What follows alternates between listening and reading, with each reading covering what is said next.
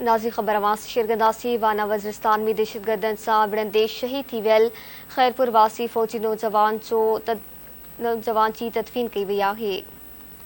लुकमान इलाइक़े वासी फ़ौजी जवान बाबर कमाल मला दहशतगर्दनि सां विढ़ंदे ज़ख़्मी थी पियो हो।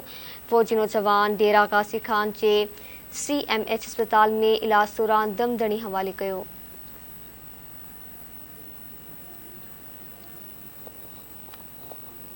शहीद नौजवान जी हॉकी ग्राउंड में जनाज़े नमाज़ अदा करण बाद फ़ौजी एज़ाज़ सां संदसि लाश जी तदफ़ीन कई वई।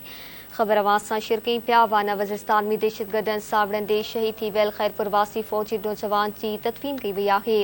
लुकमान इलाइक़े वासी फ़ौजी जवान बाबर कमाल मला दहशतगर्दनि सां विढ़ंदे ज़ख़्मी थी पियो हो। फ़ौजी नौजवान डेरा गाज़ी खान जे CMH अस्पताल में इलाज दौरान दमदणी हवाले कयो।